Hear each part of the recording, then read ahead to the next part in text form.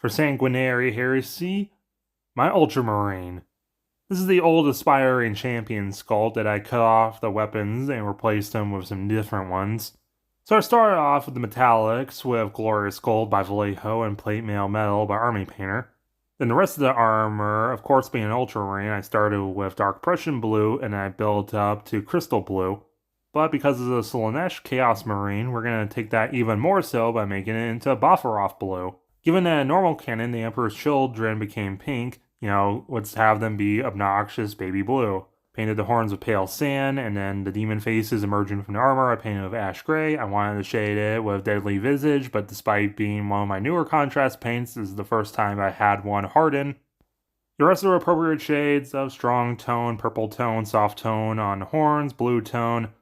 Remember last minute to paint some tabards and his eyes with Mephiston red. And after a matte varnish, here he is. Of course, how to make the Ultramarines go chaos. It involves the Lair Blade. The Emperor's Children never participate in the cleansing of Lair, and Fulgrim becomes one of the most loyal members of the Imperium. Instead, thanks to some demon shenanigans and Erebus, Gilgamesh is brought to Lair to get the Lair Blade. So, you've taken up Frostmourne at the expense of your comrades' lives, just as the Dark Lord said you would. You're stronger than I thought. You waste your breath, Mal'Ganis. I heed only the voice of Frostmourne now. You hear the voice of the Dark Lord. He whispers to you through the blade you wield. What does he say, young human?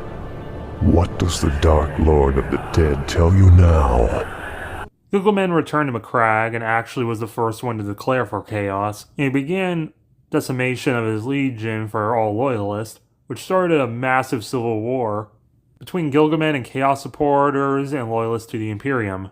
The loyalists, led by Remus Ventatus and Tylos Rubio, donned red armor in opposition. The Ultramar Civil War kept the Ultramarines out of the Great or Sanguinary Heresy. Despite the efforts of the Loyalists, the traitors eventually won. After a long battle of Calth, the Loyalists' capital, most of Ultramar became a warp storm almost as bad as the Eye of Terror, known as the Ultrastorm. Many of the Loyalists escaped into the warp, but most of them escaped with the surviving Tolos. And along with Sigismund, they founded the Grey Knights. I chose Slaanesh for the Ultramarines because, they're full of themselves, the best around, best of the best, can't ever lose, as well as the debauchery of Rome. But to be different from the Emperor's Children, they should play more into greed and gluttony, all about their image and wealth. There'll still be some weird sex stuff, but I think just to make it a little different from the other ones. And speaking of, Fulgrim met his demise when he was dueling Gilgamesh, and he was ran through by the Lair Blade. He lay dead in a tomb on Chemos, until many, many years later he was resurrected by Yvraine, being the first Primarch to return. Fulgrim sees beauty within the Eldar, even if they are Xenoscum. They're not as bad as other Xenoscum. And yes, he claims the Emperor's sword eventually, as the demon of the Lair Blade continues to possess Gilgamesh, as he's fully aware of what he's doing, unable to stop a prisoner of his own body. Also, there has to be some Cato Sicarius, like Lucius counterpart. Hit that like button and subscribe if you enjoyed this video or concept.